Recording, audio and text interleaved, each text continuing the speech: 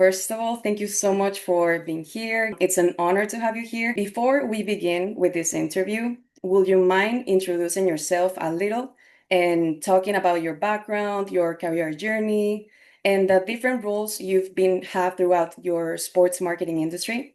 Yeah. So my name is Tiago Pinto. I'm originally from the south of Brazil. In the south of Brazil is where the most of the shoe manufacturers in Brazil are located. Historically, it's been there. And as I started my career, I started in one of those large shoe companies that had a sneaker division, and that was ingrained in sports. So that's how I got started. Started in the advertising area, and became after a few years became the brand manager of this local Brazilian brand called Olímpicos. Is the market leader until today in Brazil. Is a brand that really understands the Brazilian consumer. During certain points, this brand started investing abroad, especially through volleyball in the Olympics. So I was able to work in a few Olympics and major volleyball tournaments, and we started expanding. It became I won't say a global brand, but an international brand, doing a lot of business in Latin America and Eastern Europe. After that, I left. I went to work for Nike, both in Brazil and here in the US. Worked for a few years for Nike, and then joined a group of friends or colleagues that had left Nike to relaunch the Gatorade brand around the world. So I joined the PepsiCo company, who owns Gatorade in Brazil, the Gatorade business in Latin America, based in Miami. Was the head of marketing for global marketing for Gatorade as well. After that, I left PepsiCo, started a couple of companies in Miami as well. Ball Football, that dedicates itself to making soccer jerseys. We're mainly focused in the Caribbean. I started also the Brand Academy, which is my marketing practice in sports. And most recently, I worked a few seasons at the Miami Marlins as their CMO, venturing to baseball, which was a bit new to me. I was always more in the realm of Olympics or most importantly, soccer or football, right? And I'm a Miami-based marketer, really focused now on the World Cup and a few activations around the tournament. Wow, that's really interesting. Thank you so much for sharing. You've worked as a major leadership position like VP of Marketing and Chief Marketing Officer for the Miami Marlins. How did you first realize you wanted to work in sports marketing? And what was your journey like getting into this industry? I think, I've growing up, it was different, right? The sports was seen as something that you did.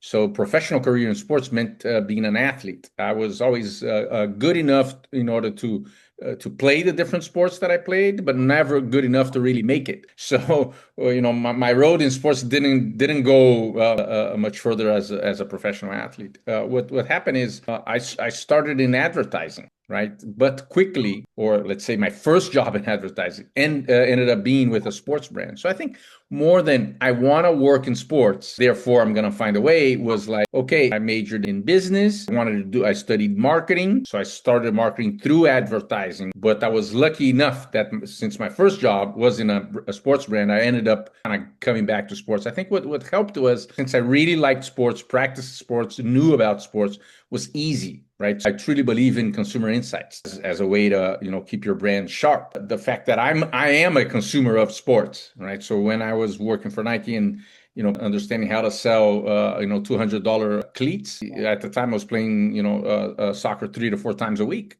on cleats. So I am the consumer. The same for Gatorade, right? I practice sports. I drank Gatorade all my life. So the insights are easy. I think it shortcuts the understanding of the consumer. So I think that helped my career in sports because it's a field that was no effort to investigate the consumer. I am the consumer. I'm around those consumers. To today, I do sports multiple times a week and all that. So being around sports helped my career. I didn't start my career thinking of working in sports because it was unattainable. I remember in the mid 90s when my career started progressing. I had a friend. I was working in Brazil at the time, and I had a friend also working in sports. And he said, "Well, there's a sports marketing summer course at NYU." And it was the only known sports marketing course in the world at the time. And it was not a full course like today that you can graduate in sports marketing and all that. It was a summer course that some people that had worked in the LA Olympics the decade prior had kind of put together for people all around the world who would come to New York in the summer and study that for a few weeks. And that was that. right? It was the only known course. So it was not like something today that is, oh, I want to do sports. There's a path. There's a path to a career in sports. At the time, you were around the game. There's a lot of former athletes and people that were around the game that would done ended up doing it, right? IMG has been around for a while, but for multiple years, it was the only sports marketing agency, right? So I think it's something that has dramatically evolved over the last few, I'd say 20 years, professionalized, more people come in, more money, and I think that's the progression. That is very true. It's crazy how like things has changed throughout time. Now there's more specific things. Now anyone can study specific like sports marketing or like going through that path than like years before Yeah. that people had to go through contacts. And I also remember during my time in the Marlins, you mentioned that you wanted to be more soccer centered in like sports marketing. You're more into soccer. Yeah. So I'm back to my passion now. Yes, I remember that. Sports organizations today compete with so many forms of entertainment and digital content. In your opinion, what helps a sports organization stay relevant and connected with fans today? I think sports, they are, it's a different form of entertainment because, and that helps sports being so prevalent today because it's the only form of entertainment. It's not the only form, but one of the few that has a time and place to happen, right? And not being there live or watching it live makes it different on how you're experienced, right? I really love the movies, but I can pick any day to go to the movies, right? And now can't wait to watch Star Wars. But you know what? I didn't have to go on the last episode that came out like 10 days ago. It's still waiting for me. If I don't read the spoilers, when I go there, the experience is going to be just the same. In sports, no, right? A game happens. It happens. You either see it or you don't. You either on the stadium or on TV or whatever medium you're using to consume the event. It changes. So I think that's the current status of streaming and broadcasting, where the biggest money there is in entertainment, which is you expand that form of entertainment to millions of people. Sports has this special place because it's unscripted, right? You never know what's going to happen, and has a time and place to happen. So you need to discover the end of that story. You need to be there at that time. We're watching at that time. So I think that's what makes sports so special. The other thing is the emotional connection, right? People really love their teams. Teams and the teams that are most successful mean to their fans a lot more than winning or losing a game, right? It's a matter of identity, local pride. Right now, we're about to enter the World Cup. It can't be bigger stage for sports than that, and has very little to do with football, right? It's about national pride. I was just reading earlier today about the Iranian team that was supposed to be staying in doing their tournament camp in the U.S. because of the current world affairs state. They're staying in Mexico. There are no visas. So you see how sports is much bigger than is Iran going to win or lose the game. That's an example of saying how big sports can get because it represents, the pride, the identity. Look at Barcelona, right? They stopped the game at minute 17. I think it's 17-14 or 17-15 of the game, and they don't stop the game, but everybody starts to clap because that reminds the date that Spain invaded Catalonia, and the fans want to express their displeasure with that during that ceremony. So and economically, right, because of what we just mentioned as one of the most important topics of why sports is so prevalent today because of the broadcast situation. During your time with the Miami Marlins, what were some of the biggest priorities when it came to fan engagement and building a strong brand experience for audience for the Miami Marlins? Yeah, I think the Marlins was a very interesting time in my career where I always been on the brand side, and then suddenly I was on the team side. On the brand side, you're looking at the value and everything that we're just talking about in the last question about identity and belonging and celebrating and all that. That's what the brand pays the team for, to be associated with that sentiment. But the Marlins was an interesting time because it was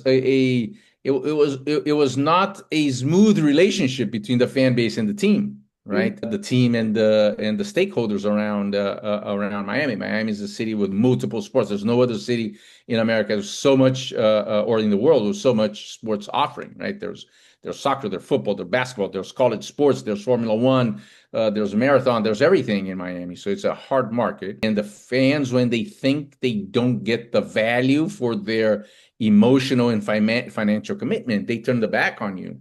And I think that's what the status of the Marlins was when I joined, and having to deal with that, right? Of okay, how we turn into a not perfect relationship and improve that.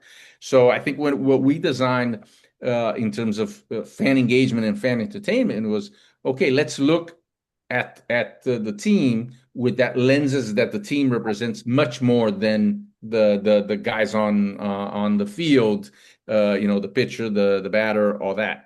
So I think the plan was to expand that into the type of food that we served, the type of music that we played, the type of fan experiences that were provided. I think you remember at that time we had special T-shirts and giveaways and all these other cultural connections around that happened around Miami. We started bringing that into the stadium. So we started developing that sense of, okay, the team might not be playing great at the moment, but I feel that the experience of coming to the ballpark represents who I am as a Miamian. Or if you're a transplant, let me experience what Miami really is by going to the ballpark. And the sporting result might not be, we never control it. And most of the times at the Marlins was not at least during that time, was not what fans wanted. Mhm. But fans got a good value for their financial and time commitment of going there. Okay, I had a great time. I experienced something different that I cannot experience anywhere else. We played a lot of Latin music. We had a lot of celebrities.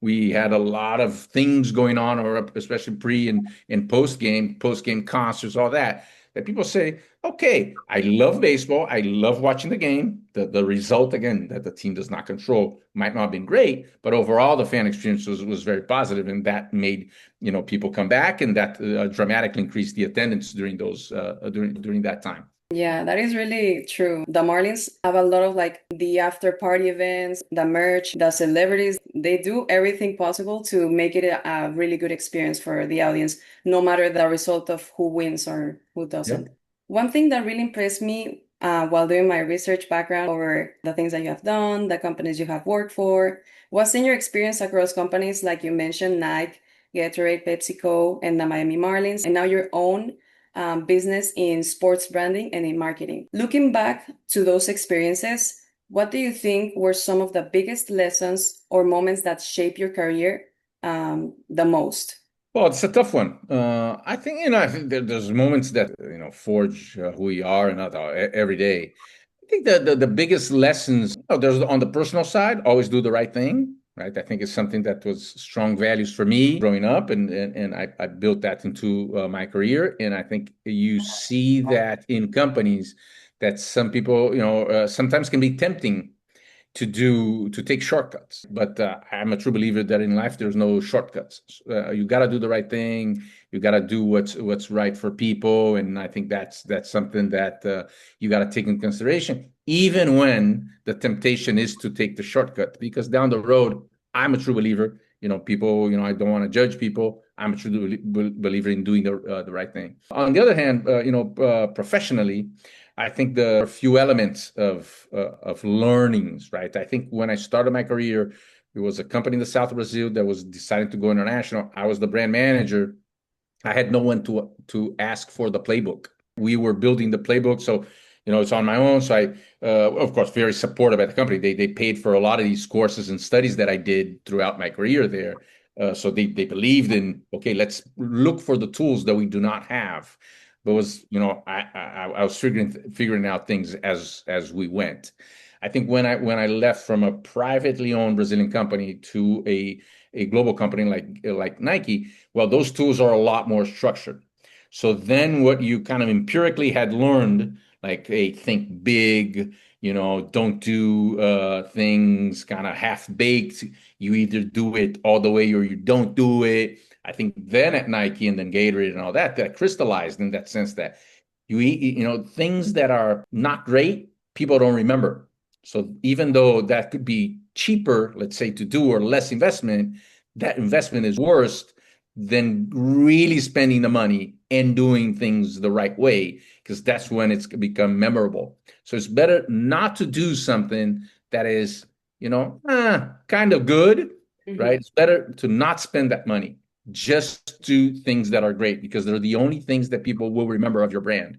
So I think to me, that was the biggest lesson that I kind of empirically was getting to, right? But then you join a bigger organization and, well, that's written in the book, right? That's the playbook. I think that was the biggest thing. Right? You got to do bigger things. You got to do things with impact. When I say bigger, doesn't mean, oh, I don't have a $10 million to do an event, I won't do it. No, no, no. It's for whatever your size, whatever your stage of your company, do what is great, right? Great not necessarily is correlated to money. Well, money really helps bring it to life, but have a great idea. Otherwise, just don't do it, right? And you got to do the things that stick, the things that are memorable, because people do not. And I think this is the difference between a brand and a team. People might like their Nike shoes and all that, but it really doesn't change their day, right? Unless you're invested in Nike stock, then if Nike's doing great, that kind of changes your day. But a team changes your day, right? The mood the team loses or wins, it changes people's moods. So I think in a brand, you really have to strive for that emotional connection. That whatever you do will impact people because that's going to be memorable. If whatever you're going to do is not going to change people's perception or it might not affect their day even slightly, then don't do it. I think that to me, that was the biggest learning, right? People have emotional connection to brands or not.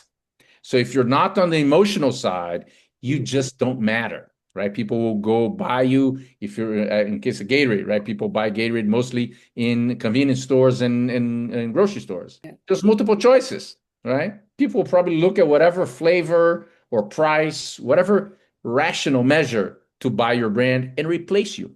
But if you have an emotional connection, then people would think twice about replacing you. And it is the emotional connection that sets clubs or sports teams apart. So if Mhm. you got to aspire to keep that emotional connection, that's the protection against competition, or else it's just a price or whatever differentiation there is in each category. Me as a graduate student, I'm preparing to enter the marketing industry world. What advice would you give to young professionals trying to build their career in the sports marketing industry today? There's three that I always share. First, always be humble, and it's connected to it's two that are connected. Be curious and be humble. One leads to the other. Because if you're humble, you're always going to understand that you don't. There's always more to learn, right? And to me, that leads to be curious.